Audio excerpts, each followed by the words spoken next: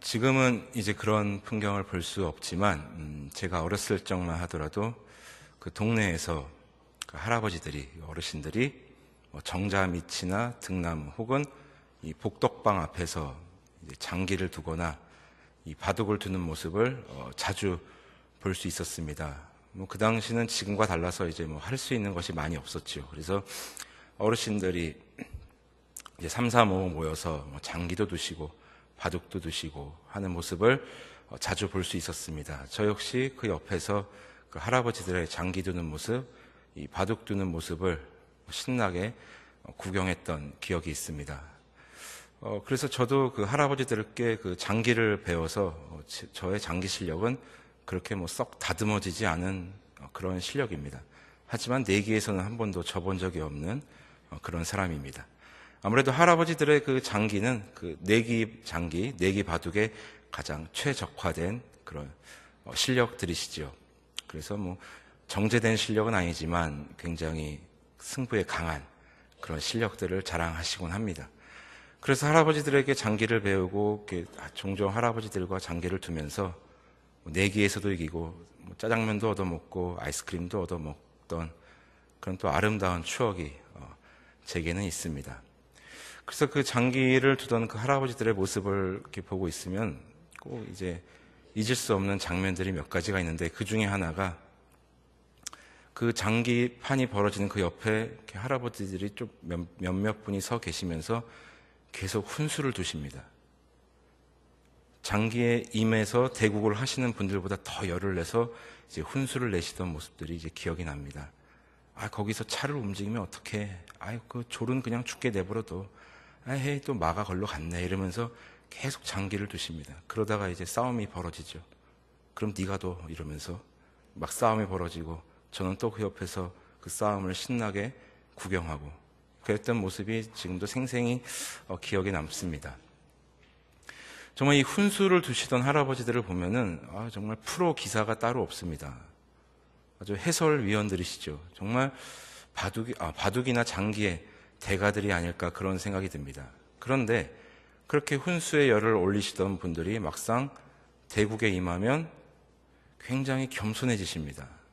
침묵하시고 겸손하시고, 그렇게 열을 내며 훈수를 두시던 실력가들은 다 어디로 가고 아마추어 중에 아마추어, 거의 초보자에 가까운 모습을 보이시기도 합니다. 아무래도 판에 이제 들어오면 시야가 굉장히 좁아지지요. 판 밖에서 그 판을 내려다보면은 아무래도 양쪽의 수가 다 보이니 아무래도 훈수 두기에는 용이할지 모르겠습니다. 그러나 판에 들어오게 되면 보이지 않습니다. 자기 앞에 그 한 수 두기에 급급하다 보니 장고 끝에 악수를 두기도 하고, 아니면 어이없는 수를 두기도 하고, 또 상대의 꼼수에 넘어가서 그 판을 잃기도 하고, 또 그러니 또 기분이 나빠지시겠죠. 어쨌든 이 훈수라는 것이 제3자 입장에서 볼 때는 굉장히 뭔가 보이는 것 같고 이제 결정을 내리고 말을 하기는 쉬우나, 막상 그것에 임하게 되면은 쉽지 않은 것이 바로 이 훈수이고 또 바둑이고 장기인 것 같습니다. 그리고 이 훈수란 말은 비단 장기나 바둑에서 쓰는 것이 아니라 쓸 뿐만 아니라 우리의 삶 속에서 누군가 일에 간섭할 때, 아니면 잔소리할 때, 혹은 충고할 때, 또는 오지랖을 부릴 때 이 훈수를 둔다라는 말을 우리는 쓰곤 합니다. 그래서 훈수라는 단어는 어떤 긍정적인 단어보다는 좀 성가신 단어이기도 하죠. 아무리 우리가 사랑을 가지고 애정을 가지고 말을 한다 할지라도 듣는 이에 따라서 그것이 잔소리로 들릴 수도 있고 오지랖으로 들릴 수도 있고 또 훈수로 들릴 수도 있기 때문에 굉장히 조심스러운 것이 사실입니다. 그래서 어떤 사람이 계속해서 훈수를 두다 보면 우리는 이런 말을 하죠. 당신이나 잘해. 이런 말을 하곤 합니다. 그래서 우리가 훈수를 둘 때, 어떠한 말을 할 때는 정말 조심해야 되는 것이 아닌가라는 생각을 하게 되는데, 그런데 오늘 우리가 읽은 이 본문에서는 실로 위대한, 반박할 수 없는, 반박 불가의 그런 훈수를 두시는 분이 나옵니다. 바로 예수 그리스도이십니다. 우리는 사복음서를 통해서 예수 그리스도를 만날 수 있습니다. 마태, 마가, 누가, 요한복음을 통해서 예수 그리스도를 만날 수 있습니다. 혹시 여러분 그런 생각 안 해보셨습니까? 왜 굳이 사복음서가 있나? 내용이 다 비슷비슷하고 다 거기서 거긴데 그냥 마태복음만 읽어도 혹은 마가복음만 읽어도 아니면은 요한복음만 읽어도 예수님에 대해서 잘 알 수 있는데 굳이 사복음서를 우리에게 주신 이유가 무엇일까? 이런 생각 혹시 해보신 적 없는지요? 하나님께서 우리에게 사복음서를 주신 이유는 저는 그렇게 생각합니다. 예수 그리스도에 대해서 더 구체적으로 그리고 더 입체적으로 알 수 있게끔 그렇게 예수 그리스도를 만날 수 있게끔 우리에게 주신 것이 아닌가 그렇게 생각을 합니다. 마태복음에서 마가복음에서 누가복음에서 또 요한복음에서 그 예수 그리스도를 우리가 구체적으로 또 입체적으로 만날 수 있게 되는 것이지요. 오늘 우리가 읽은 이 누가복음 5장을 통해서도 또한 우리가 예수 그리스도에 대해서 더욱더 구체적이고도 또 입체적으로 알 수 있게 되는 것이고 무엇보다 비교할 수 없는 그러한 주님의 훈수를 우리가 들을 수 있게 되는 것입니다. 오늘의 본문은 여러분들 다 아시는 것처럼 베드로가 예수 그리스도의 제자로 이제 들어가는 그러한 장면을 기록하고 있는 것입니다. 여러분 알다시피 베드로는 게네사렛 호숫가, 즉 갈릴리 호수죠. 갈릴리 호숫가에서 잔뼈가 굵은 거기서 자라고 그리고 거기서 어업을 통해 생계를 이뤄가는 그러한 어부입니다. 우리가 알고 있듯이 베드로는 가방끈도 짧고 많이 배우지도 못한 그런 예수님의 제자였지만 그러나 어업에 있어서만큼은 프로였습니다. 그 호숫가에 대해서 누구보다 잘 알고 있었습니다. 이 베드로는 또 어느 날처럼 이제 고기를 잡으러 이제 호숫가로 호기롭게 나아갔겠지요. 그러나 밤새 그물을 내리고 수고했지만 아무것도 잡을 수 없었습니다. 쉽게 말해 그의 하루를 완전히 공치게 되었습니다. 베드로는 그날 잡아 그날 생활하던 그런 생계형 어부였는데 그날 하루를 완전히 공쳤으니 얼마나 기분이 상했겠습니까? 정말 낙심했겠지요. 그리고 오늘 하루는 또한 어떻게 살아가지 그러한 걱정도 했을 것입니다. 자, 그러한 가운데서 이제 다시 돌아오는데 하루를 공치고 잡은 물고기도 없고 굉장히 낙심된 마음으로 돌아오게 되는데 웬일인지 부둣가에 있는 사람들이 바글바글 모여 있습니다. 하루를 공쳤고 잡은 물고기도 없고 낙심되고 힘들고 피곤하고 그런 상태 또 부둣가의 사람도 바글바글한 모습을 보니 이제는 짜증도 났겠지요.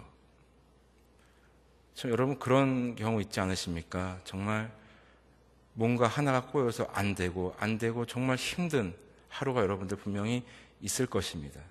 짜증도 많이 솟구치고 그럴 때 여러분 이런 경험 하신 적 없으십니까? 너무 허탈해서 헛웃음이 나오신 적이 그런 경험이 없으신지요? 아마 베드로가 그런 상황이 아닐까 생각이 되어집니다. 자, 그렇게 와서 이제 그물을 씻고 다시 돌아갈 채비를 하는데 예수님께서 베드로에게 말씀하십니다. 저 깊은 데로 가서 그물을 내려보아라. 이렇게 말씀하십니다. 자, 아까도 말씀드렸지만 베드로는 프로 어부입니다. 어업의 달인이고 게네사렛 호숫가에서 잔뼈가 굵은 그러한 사람입니다. 그 누구보다 어업에 대해서 호숫가에 대해서 잘 알고 있는 사람입니다. 그에 반해 예수님은 어부가 아닙니다. 당시 예수님의 직업은 목수셨습니다. 베드로가 물의 일을 했었다면 예수님은 육지의 일을 했던 분이셨습니다. 그런 분이 어부에게 훈수를 둡니다. 저 멀리 가서 깊은 데로 가서 그물을 한번 내려봐. 참 가당치도 않은 훈수일 수도 있겠죠. 프로 어부에게 목수가 훈수를 두는 것입니다. 쉽게 말해서 이런 것입니다. 제가 감히 우리 담임 목사님께, 목사님, 목회란 이런 것입니다. 이렇게 하시는 게 어떻겠습니까? 이렇게 훈수를 두는 거랑 뭐 다를 바가 있겠습니까? 만약에 제가 그런다면 저는 어느 날 갑자기 조용히 사라지겠지요. 자, 그런 가운데서 베드로는 5절을 통해서 이렇게 예수님께 이야기합니다. 본문 5절입니다. 시몬이 대답하여 이르되 선생님 우리들이 밤이 새도록 수고하였으되 잡은 것이 없지만은 말씀에 의지하여 내가 그물을 내리리이다 하고, 해가 뜬 오전에는 이 물고기들이 얕은 물가로 이동하여 먹이 활동을 한다고 합니다. 그러니 깊은 곳에서는 물고기가 잡힐 리 없지요. 그 사실을 누구보다 잘 아는 베드로는 예수님의 이런 황당한 말씀에, 황당할 수 있는 말씀에 순종하여서 깊은 데로 가서 그물을 내립니다. 그리고 그 결과는 여러분들 다 아시는 것처럼 그물이 찢어질 정도로 많은 물고기를 잡게 됩니다. 여러분, 베드로는 많이 배우지 못했고 많이 아는 것은 없지만 그렇다고 해서 그는 바보가 아니었습니다. 이 평생을 어업으로 살아왔던 사람이고, 그리고 그런 호숫가에서 거친 삶을 살아왔기 때문에 자신의 재산, 자신이 잡은 물고기들쯤은 방어할 수 있는 그런 사람이었습니다. 그렇기 때문에 사람 볼 줄 아는 눈도 있었을 것입니다. 저 사람이 나에게 해가 될지 아니면 이익이 될지 그 정도는 분간할 줄 아는 그러한 현장의 사람이었던 것입니다. 그런데 그런 베드로가, 사람 볼 줄 아는 베드로가 예수님의 말씀에 순종하여 깊은 데로 가서 그물을 내립니다. 왜 그런가 하니 베드로는 이미 예수님의 그 능력을 경험했었기 때문입니다. 우리가 읽지는 않았지만 그 앞장 4장에서는 베드로의 장모님을 고쳐주시는 예수 그리스도를 베드로는 경험했기 때문입니다. 4장 39절입니다. 예수께서 가까이 서서 열병을 꾸짖으신데 병이 떠나고 여자가 곧 일어나 그들에게 수종드니라. 자신의 장모님을 고쳐주신 예수 그리스도의 능력을 베드로는 알고 있었기 때문입니다. 그리고 이 문제의 근본적인 해결을 주실 분이 예수 그리스도이심을 그는 알았기 때문에 주님의 훈수에 귀를 기울이고 그 말씀에 따라 그물을 내리게 되는 것입니다. 우리는 때로는 예수님의 훈수를, 예수님의 그런 말씀에 순종하고 싶지 않을 때가 많은 것이 사실입니다. 예수님의 그 훈수가 부담으로 다가올 때가 있는 것이 사실입니다. 나의 지식과 나의 경험이 내 인생을 더 윤택하게 할 수 있을 것만 같은 그런 생각도 하는 것이 사실입니다. 더 기가 막힌 것은 분명히 우리의 신앙의 양심이, 아니 우리의 머리는 예수님의 훈수에 귀를 기울여야 예수님의 말씀에 따라야 하는 것을 알고 있지만 그것을 외면해버리고 싶을 때가 많은 것이 사실입니다. 더 쉽게 말하면 하나님의 뜻에 나의 삶을 맡기는 것이 아니라 하나님 앞에 나의 뜻을 끝까지 관철시키고자 노력하는 모습들이 우리 안에 있다는 것입니다.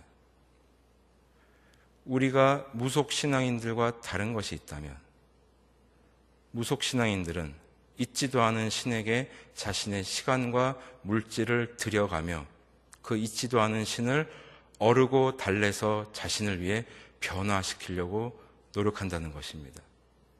그들에게는 자기 부인이 없습니다. 그에 반해 우리 기독교 신앙은 하나님을 변화시키는 것이 아닌 하나님의 뜻에 따라 내가 변하는 것입니다. 하나님의 말씀을 청종하고 그 말씀에 따라 나의 삶을 바꾸고 나의 모든 것을 하나님의 뜻에 맡긴다는 것입니다. 즉 하나님 앞에 자기 부인이 있다는 것입니다. 이 모든 것을 우리는 알고 있지만 때로는 그 하나님의 훈수에 예수 그리스도의 말씀으로부터 벗어나고 싶어하는 것이 우리의 모습이기도 합니다. 그런데 더 신기한 것은 우리 인격적이신 하나님께서는 우리의 그런 선택을 또한 존중해 주신다는 것입니다. 그러나 분명한 것은 그에 따른 결과는, 그에 따른 책임은 철저히 우리에게 있다는 것입니다. 여러분, 우리의 알량한 지식에, 그 유한한 알량한 지식과 경험에 우리의 삶을 맡기시겠습니까? 아니면은 그 영원하신 하나님의 훈수에 우리의 삶을 맡기셔야 하겠습니까? 우리는 선택해야 합니다. 그러므로 사랑하고 존경하는 우리 성도 여러분, 예수 그리스도의 훈수에 하나님의 말씀이 우리 삶에 들릴 수 있다는 것은 복입니다. 그 훈수를 들을 수 있는 귀가 있다는 것은 복입니다. 때로는 우리의 지식이, 우리의 경험이 더 나아 보일 수가 있습니다. 그러나 오늘 베드로의 모습을 통해 진정한 훈수는 무엇인가? 우리의 삶을 인도하시며 우리 삶에 말씀하시고 우리의 삶을 인도하시는 분은 누구신가? 우리는 깨닫고 알아야 합니다. 그리고 그 하나님을 만나야 하는 것입니다. 우리가 그러한 삶을 살아갈 때, 우리가 그 하나님의 절대적인 훈수 앞에 청종할 때, 우리는 그때야 비로소 구원의 즐거움을 회복하게 되는 것입니다. 하나님의 훈수가 우리 삶에 가득하다는 것은, 무엇보다 그 훈수를 들을 수 있는 귀가 있다는 것은 복입니다. 그러한 은혜가 우리 삶에 중단 없이 이어지는 것이야말로 진정한 그리스도인으로서 누릴 수 있는 복이 아닐까 생각되어집니다. 특별히 사순절 넷째 주를 우리는 지나고 있습니다. 하늘 보자 버리시고 이 땅 가운데 내려오신 그 예수님을 우리는 보아야 합니다. 그분의 말씀을 우리는 들을 수 있어야 합니다. 우리가 그러한 삶을 살아갈 때 하나님은 더욱 하나님 되실 것이고 우리 그리스도인들은 그 가치가 더욱더 빛을 발하게 될 것입니다. 뿐만 아니라 그 훈수를 통해 우리의 삶은 더욱더 하나님의 뜻에 부합되는 삶을 살게 될 것이고 그러한 삶을 통해 하나님 나라는 확장되어질 것입니다. 그리고 무엇보다 더욱 중요한 것은 우리의 그런 삶을 통해 불신자들이 하나님을 보게 될 것입니다. 아무쪼록 그러한 은혜가 우리 삶에 중단 없이 이어졌으면 좋겠습니다. 그리고 우리의 삶에 하나님의 훈수가, 하나님 앞에 서는 그 순간까지 하나님의 훈수가 우리의 삶에 가득했으면 좋겠습니다. 가득할 뿐만 아니라 그 훈수에 청종하여 그 하나님 말씀대로 살아가는 우리 모두가 되시기를, 우리 부평 동부교회가 되기를 주님의 이름으로 소원합니다. 하나님 감사합니다. 무엇보다 우리의 삶에 그 영원하신 훈수를 날마다 주셔서 감사합니다. 아버지 하나님, 때론 그러나 우리가 그 훈수를 외면하고 싶을 때가 있고 그 훈수를 부담스러워할 때가 있음이 사실입니다. 하나님, 그러나 이제부터는 그 훈수가 우리의 삶에 가득함이 복이요, 그것을 또한 들을 수 있음이 복임을 또한 깨닫고 그 말씀대로 청종하며 살아갈 수 있는 우리 모두가 될 수 있도록 주님 인도하여 주옵소서. 그 옛날 베드로에게 주신 그 훈수 바로 우리의 삶에 가득하기를 원합니다. 주님 말씀하여 주옵시고 날마다 순종함으로 나아갈 수 있는 우리 모두가 될 수 있도록 주님 인도하여 주옵소서. 바로 그 베드로를 부르신 주님이 오늘날 우리를 불러주신 것을 또한 믿습니다. 그 부르심에 합당한 우리의 삶이 될 수 있도록 주님 인도하여 주옵소서. 아버지 하나님, 특별히 사순절 넷째 주를 지나고 있습니다. 주님이 특별히 이 기간을 통하여 예수 그리스도의 그 은혜와 사랑 볼 수 있는, 들을 수 있는 우리 모두가 될 수 있도록 인도하여 주옵소서. 그놈으로 인하여 우리의 그런 삶을 통하여 이 세상 사람들이 하나님을 볼 수 있는 그러한 은혜도 더하여 주옵소서. 주님의 그 훈수를 통하여 또한 구원의 즐거움을 회복할 수 있는 우리 모두가 될 수 있도록 주님 인도하여 주옵소서. 감사드리며 이 모든 말씀 우리 주 예수 그리스도 이름으로 기도드립니다. 아멘.